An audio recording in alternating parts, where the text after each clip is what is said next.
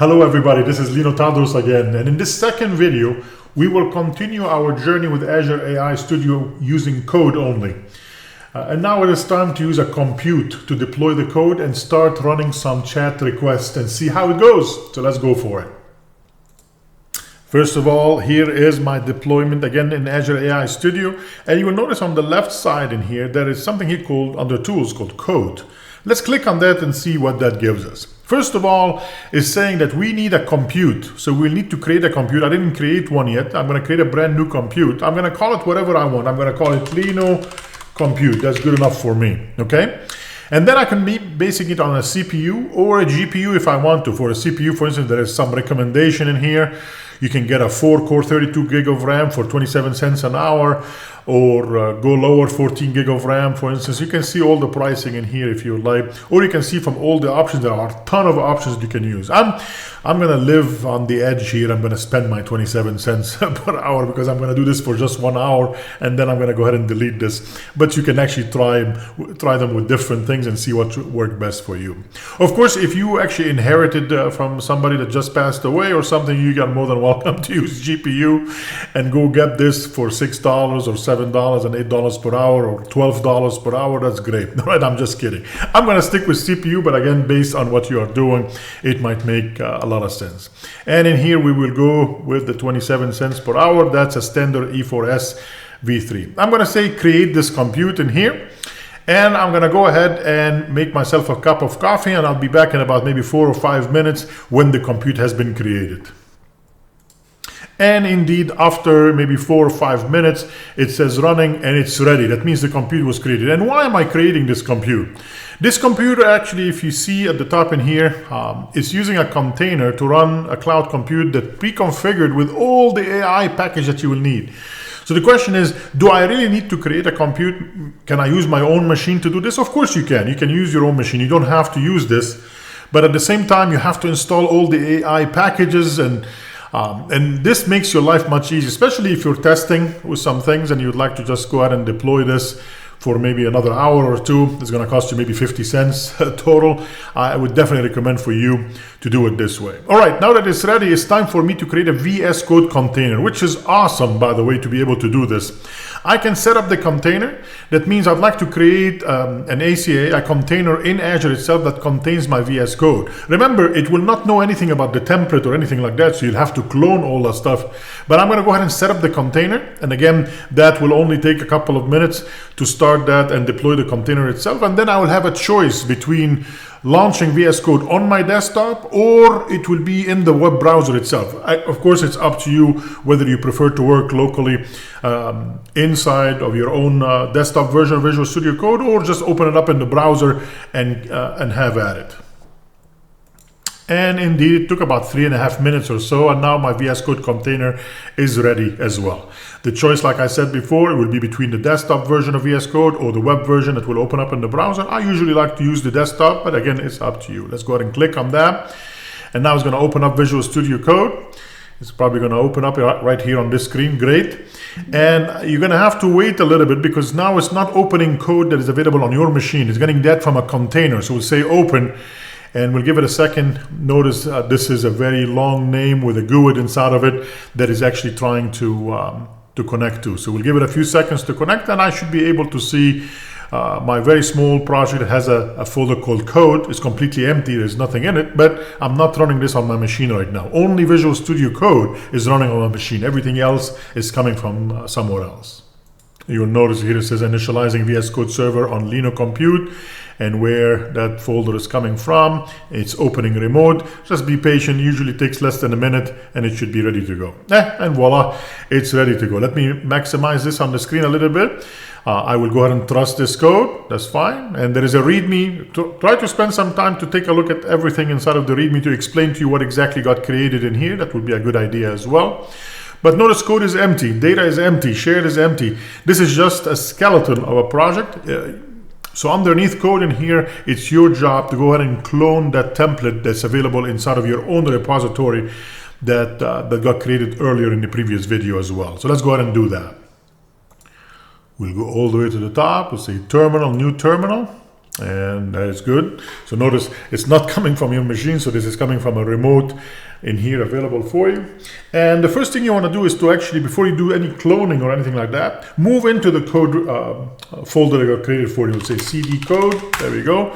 And now I'm going to go ahead and bring in the clone. We'll say let me remove this guy. That is not 100% correct. I don't want to do a cd again. That's my bad paste right there. All right, we're going to do a git clone HTTPS, and we will go to that. So I'm going to actually go to my own. So we'll again, we will go all the way to the end in here, and I believe we left it in the training boss.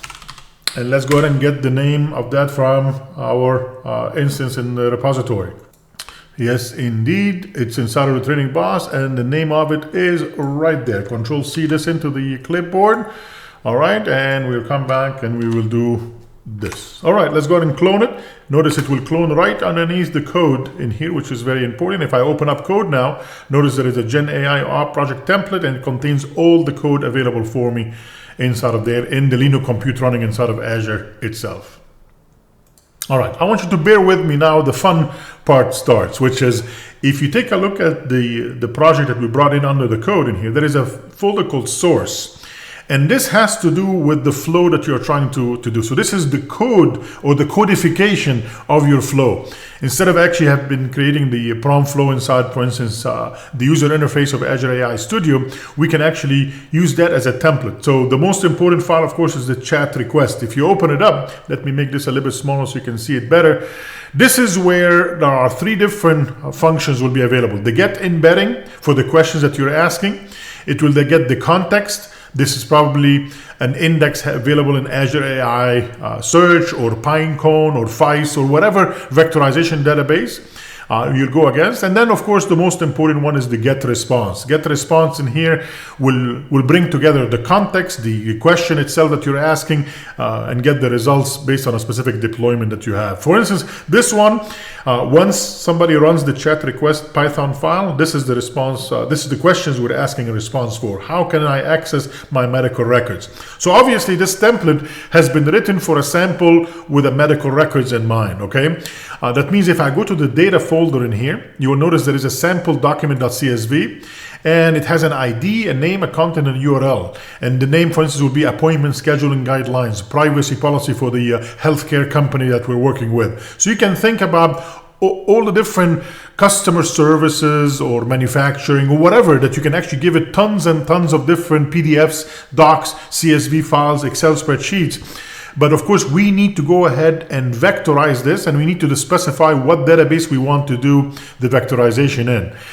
The sample that comes with this template is right here. It's called sample documents indexing.py, and the one it's doing is using the Azure AI Search as the vectorization database. But again, on the internet, there are a lot of different Python code to show you how to do this with Pinecone, with FICE, whatever. But this is the file that will actually get triggered whenever we would like to take all of my CSVs, which there is 20 different documents. Actually, it's 20 rows in the CSVs, but at the end of the day, each one of these rows will end up being a document that will need to be indexed in the vectorization database. So you can imagine this coming in from a SQL Server database, or coming in from files, or coming in from a OneLake in Fabric or Databricks or whatever it is. It will be the same idea, just your indexing will be different in here based on what you're trying to do. Does that make sense? Again, this is a good place to start as a sample that will take a CSV file or even multiple CSV files or PDF files, and then embed them and vectorize them directly into an Azure AI Search. That code will show you how to do that right away. All right, so where do I go from here? Well, let me close this for a second, and I wanted to show you something that is very important to make sure everybody is on the same page. If I go to my resources in the portal for this RG Gen AI Ops Dev, you'll notice one of them is the search service. You see this guy? If I open it up, it should be completely empty. There is nothing in my vectorization databases in here. So if I click on the indexes, it will be completely empty. So obviously there is no RAG happening right now, and I need to do RAG, which is to be able to augment my prompt to the LLM with information coming from that CSV file using a vector database. So how do I do that? It is obvious that I need to run this Python file called sample documents indexing.py. But before I do that, this file will do a lot of things with the Azure CLI and the Azure Developer CLI. So it's obvious that I need to log in from that machine. Remember, I am not on my machine. I am on my Linux compute inside of Azure right now. So whatever you've done before to do the Azure, the AZ login and the AZD auth login, all the stuff is not going to work anymore because you're not there. You're not in Kansas anymore. You're on a different machine running in Azure. So you will need to do the same thing again. So the first thing Microsoft actually recommend is for you to run this command in here, which is curl. What it's trying to do is trying to install the latest AZD, just because that VM that got created for you already have a lot of the AI packages, and we are not sure if we have the latest AZD or not. So I'm going to go ahead and run this to make sure I have the latest and greatest, and we do. Everything is good. So I'm going to say clear in here. Oops, CLS, clear, if I can spell. All right, sounds good. It's cleaner this way. And then I'm going to do what I did before, AZ login and AZD auth login. But this time I'm going to add something at the end in here that is very important as well. Notice this time I'm not going to just say AZ login, but I'm going to say use device code. And it's important when you're using this with a machine that is not on your own machine. It's running somewhere else, like in Azure, like a Linux compute, for instance. Let's go ahead and run this guy in here, and that will start a browser, and then it will give you a code. You see that code in here, it's starting with a B. Let's copy that all the way to the end. We'll say Control C that, and then I'm going to have to open up a browser. Let me go ahead to the browser again, open up a new page, and we'll say Microsoft.com device login. Microsoft.com/device login is going to actually ask me to put in that code, and we'll say next.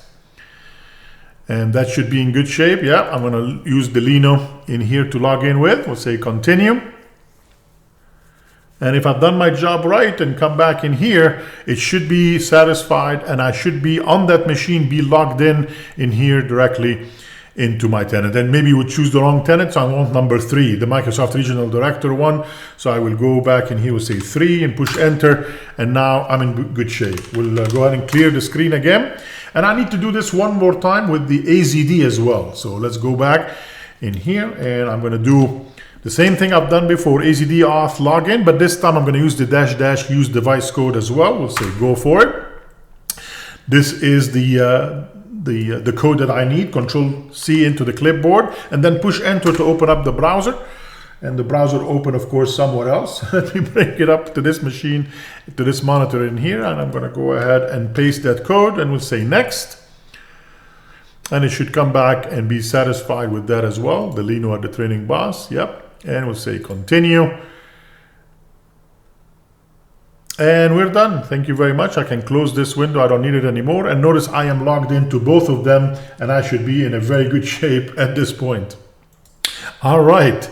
Now we get to the most important part that most people actually forget, which is to prepare the .azure folder in here that we'll have to create under the Gen AI Ops project. It means I will need to go from code and go deeper. We'll say cd gen, and the name of the project is Gen AI Ops project template, and we'll push enter. Now I'm in the correct one right in here, and notice I'm in a branch called develop, not main, and that's part of the template that got deployed earlier. It created a develop branch, and it made the develop branch to be the default branch for my project as well.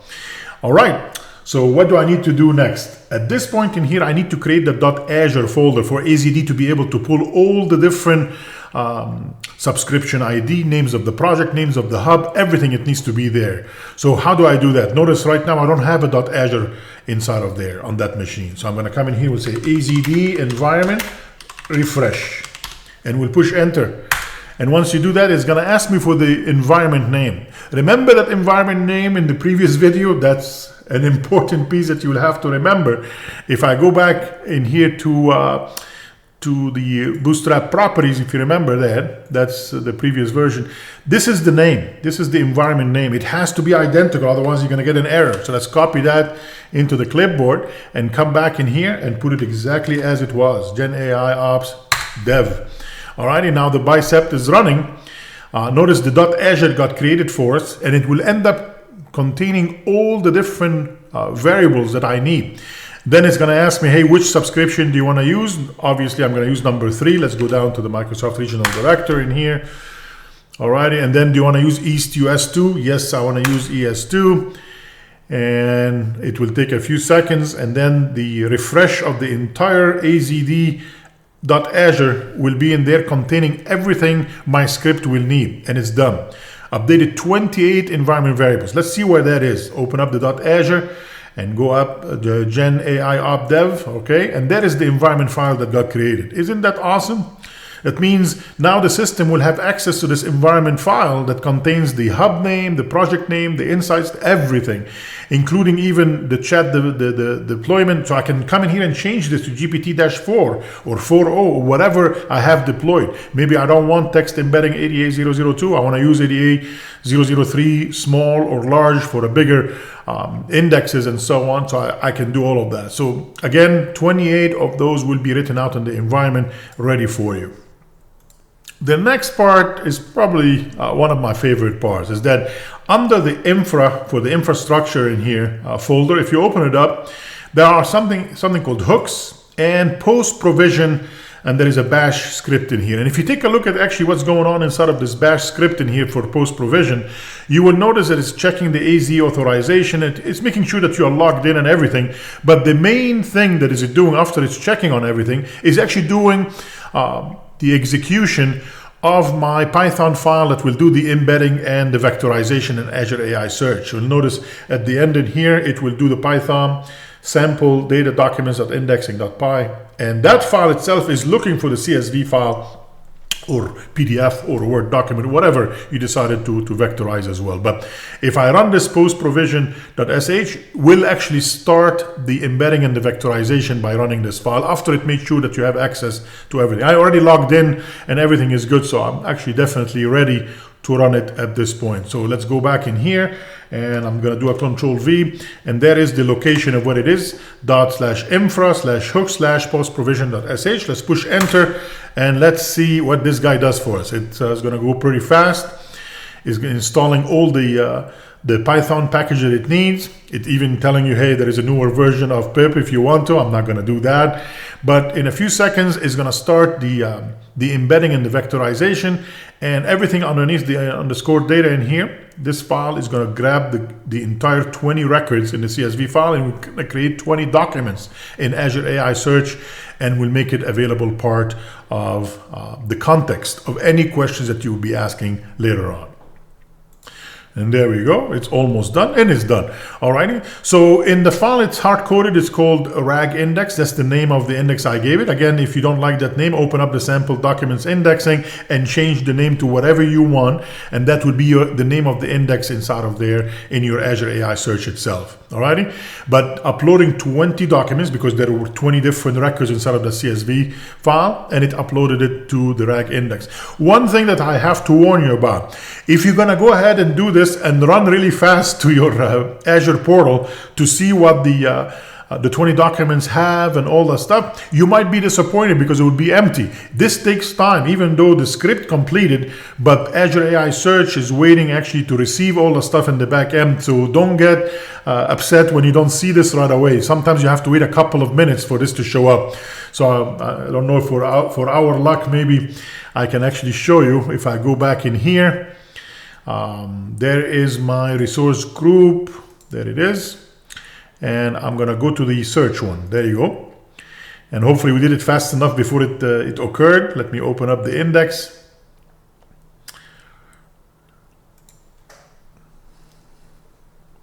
All right. See, 0 document. So you will see the RAG index because the command created it right away. But actually in the back, there is a queue is actually bringing in the 20 documents. So people see the 0 and says, something went wrong. It did not work. Actually, no, it actually works. Just be patient. It's bringing this based on a queue and an event grid behind the scenes to do that. So we will refresh there you go. It happened. So now I have 20 documents. It's very small. It's about 122 kilobyte in here, half a meg for the storage itself, just for testing. But you can imagine this RAG index could have thousands of documents of PDFs and CSVs and Word documents, and it could be vectorized that way. All right, we're almost done. So now let me go back to Visual Studio Code. There you go. In here, I'm still on that machine for the Lino compute. Let me clear the screen a little bit to make it cleaner. Alrighty. And what I would like to do now is actually to run this source that has the chat request. I would like to run it as is, okay? It's asking how can I access my medical records, and I'm hoping that my my prompt itself will be able to help. If I want to see what the prompt is, open up the chat.prompty right there, and then it contains all the information which deployment, what type of configuration, which deployment model I'm using. I'm using GPT-3.5 Turbo, for instance, for this one, but again, you can change it. But this is the system. You are an AI agent that helps people. As the agent, you answer questions briefly and in personal manner using Markdown. It has a safety in here. Documents, this is very important for the documents. It's telling you where to get the documents from. And the documents in here will be coming in a for loop from the catalog and the item itself. And that is the question that you are asking. And also you will remember the history of the conversation as well. I'm not going to make any change. This is the template that came automatically with this specific template. We will change it in a minute, but I'm going to leave it as is. And I would like to go back to my chat request and I'd like to run it. But before I run it, notice there is a requirement.txt file that contains a lot of packages. I am not sure if these packages have been installed on that Lino compute machine or not. So if I go to this one, Azure AI ML has to be installed. The prompt flow have to be installed. All of these things. So I have to run this. Not only that, all the way at the root, I have a requirement.txt as well that contains prompt flow evaluations, pandas, and all of these things. Plus, if I run the one on the outside, is including the source requirement.txt. So if I run the one on the outside, it will guarantee me that all the packages that are needing to run this chat request will be ready for me to go. So I'm going to go here under the development and we'll say Control V and we'll say pip install -r, and I'll point to the requirements.txt on the outside that include also everything underneath the source requirement. So we will run both of them. Let's push enter and be patient. This will take a few minutes. I'll be back after. Oh, well, that was fast. Okay, sounds good. I think because I ran it before once, so everything is installed. We should be in a pretty good shape at this point. Can we go ahead and run this chat? Okay, let's go ahead and run this. We'll say Python.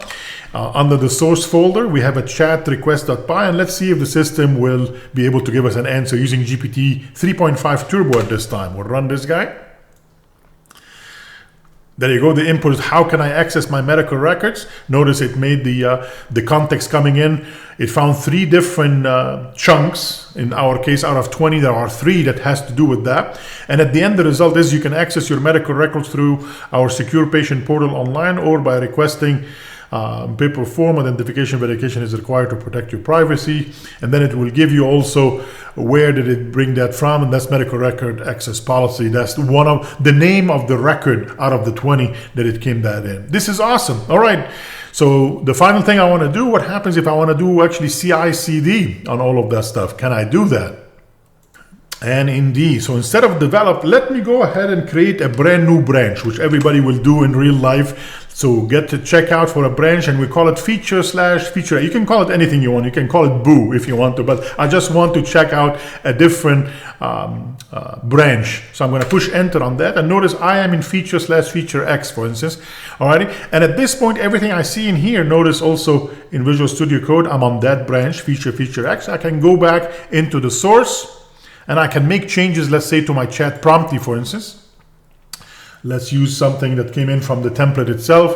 I'm going to make this a little bit smaller. I'm going to delete all that. Control A, bye-bye, and then Control V. And I'm going to include something more important, actually. I'm going to still use GPT 3.5 Turbo, but this time you are an AI assistant for Lamna Healthcare. Okay, you're making more specific now. We're going to give you some more guidelines than we had before. Alrighty, and then we're going to actually do the same thing like before. We're still going to actually bring in the context from all the documents, the 20 documents available in my RAG index. And then we're going to ask the question, and also we're going to keep the history between the role and the content in a for loop in here as well. So this could actually be a significant amount of tokens being spent because you're including a lot of things in here as well. Just remember, when I bring in these documents, I'm not bringing in all 20 of them. The search in the vector database will find maybe 3 things out of the 20 that are suitable for this. So the LLM will only get 3, not 20. That means you're saving on the tokens as well. This is excellent, okay? Let me make this a little bit bigger. And now I would like to run the whole thing again. So we'll go ahead. And in here, we'll do a Control V. There you go. The Python source, we'll run it again, and we'll see if it will make any difference in the result whatsoever. I'll make this a little bit bigger so you can see it better. Same questions. How can I access my medical records? You can access your medical records through our secure patient portal online or by requesting the paper and form medication. Notice if you go back and try to actually do this and change it from GPT 3.5 Turbo to GPT 4 or 4.0, the answer will be much cleaner. It will be actually 1, 2. It will be like a list of things that you can actually do and what the system can do for you, just because it's a more capable GPT models than the 3.5 Turbo itself. But again, you'll be able to see exactly how all the stuff works. Hopefully this was useful to you to see how all the stuff works. Notice right now I can save the file and I can actually check it notice there is a check-in, so I can come in here and can give it a message, and I can check it into my repository or my training boss.